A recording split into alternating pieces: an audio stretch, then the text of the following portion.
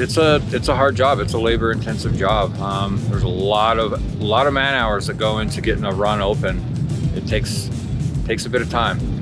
A lot of people don't realize what us groomers as a group get to see and experience. Because it's not just like driving a machine around and, oh look, there's this pretty corduroy, but there's a lot more detail and depth. We don't just go out and drive around in circles all night.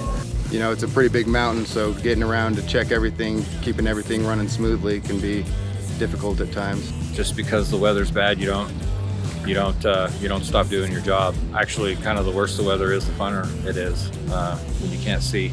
I know you wanna go to the city, so let's run away now.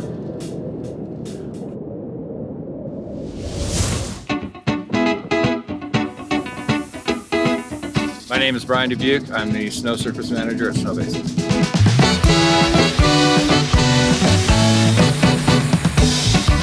I've been here, this is my 23rd season. We can make snow on 250 acres, and on a good snow year, we're able to groom 450 to 500 acres a night. We have over 450 guns and gun locations. It's a pressurized air water system, and we do have some fan guns.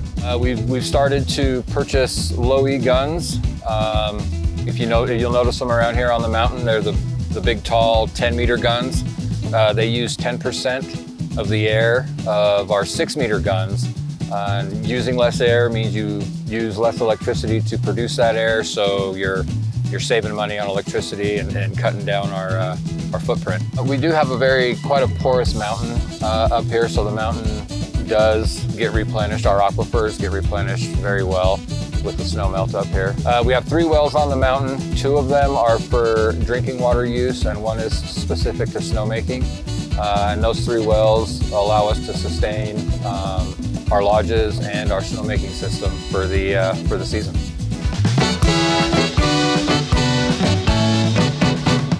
A little bit about how these actually work. So you open your hydrant, water goes into this bulk filter that's in here, goes into your always on valves and comes out the fan. You know, it takes a lot. We have to rely on at least getting cold enough to where we can actually make snow. And then just the amount of time. This is a 24-hour operation when we have the temperatures for it. And then each one of these right here is a solenoid valve that are called steps. And so as it gets colder, the fan will open up these solenoids one by one to add more water to the fan. So that activates letting water into the valve itself, which the pressure of the water closes the drain and opens it up, letting it come out the fan. The hardest part about snowmaking is not having weather when you think you're gonna have weather. Is waiting for the temperature. Finger on the button, just wait. So that's its air source. Comes out the center there of the nucleator and nucleates the water and allows it to freeze. So the next thing we'll do is turn on our compressor. We're just gonna let it warm up for a little bit. It helps us get the resort open a lot earlier than we would with natural snow. And we try to set down a nice hard base layer so that we can keep skiing into the springtime. All right, once we're warmed up, we're gonna turn on our fan and let that run for a minute.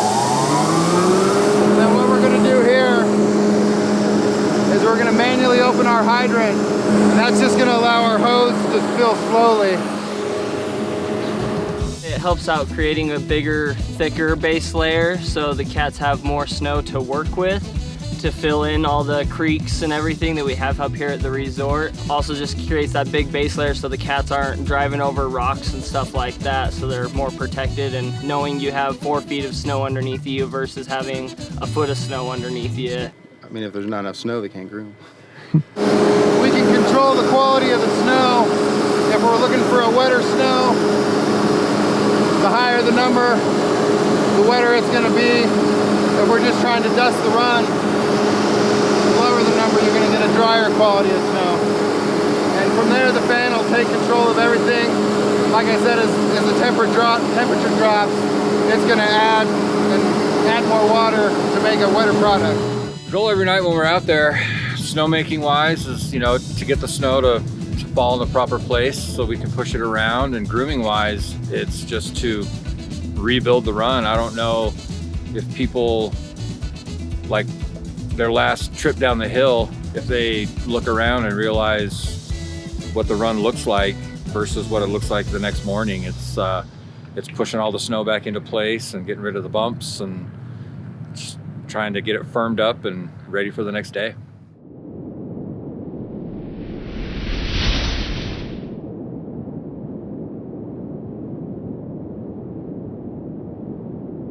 The two questions I get asked: do they have a heater?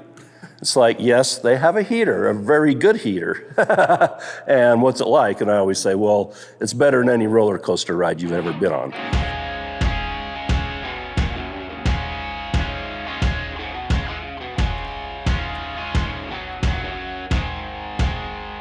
I'm Brooke Olson, swing shift supervisor here at Snowbasin. I've worked here, this is my 37th season. The biggest thing would be to realize that it just doesn't happen by itself. There's cats running 15 hours a night, from 4 o'clock in the afternoon till 9 o'clock in the morning sometimes to make that corduroy for the public, and within 2 hours it's all gone. Hi, my name is Gwendolyn Adams, and I am the lead grave shift operator for the snowcat department. My favorite part, I think, is the sunrises, for one, and for two, the ability to understand how many different parts are involved in grooming. Because it's not just like driving a machine around and, oh look, there's this pretty corduroy, but there's a lot more detail and depth involved. There's a lot of buttons inside on the joystick that make it a real challenge, but once you push through that challenge, it becomes a lot of fun to be able to actually make the mountain look like the painting that you have in your head. I mean, we see the most beautiful sunrises, sunsets, the worst possible storms you could imagine, winds blowing 100 miles an hour. Regardless of what the weather does, regardless of how you feel at night, we have to be here every day, because every night at least, because every day people want to ski. Every day is a new day. So although it may be a crap night for us, or it may be snowing crazy, we still have to be out there to at least pack down the main runs so that people that still want an easy way down can still get down off the mountain and not get stuck in powder. It takes a lot of planning on my part. So every night when I leave, I've got 5, 6, 7 different ways of doing strawberry. So I have to make my plan in my head where we're gonna do, what we're gonna do, when we're gonna do it. Then all the variables that get thrown into that, so the plan will change 20 times in one night. But the goal is to get it all done, as efficiently and so the customers like our end product.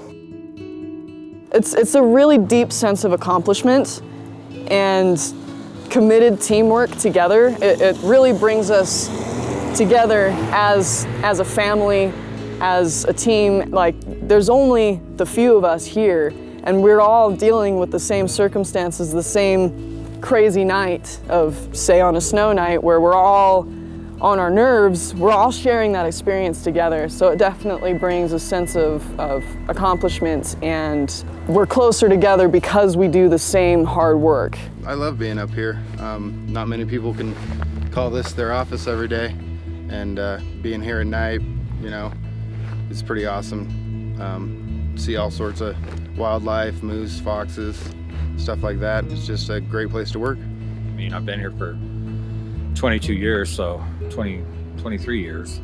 So obviously I love this place, and the camaraderie, and everyone's pushing for the same goal of getting this place looking good. And actually, I started working here hauling garbage to the junkyard. Then one of the groomers got fired or quit or something. They said, "Hey, Brooke, you want to be a groomer?" I'm like, "Well, heck yeah, I do." And the rest is history. And just running a snowcat is such a cool thing, and the sights you see and just the beauty of it. You just can't beat it. Is why I do it.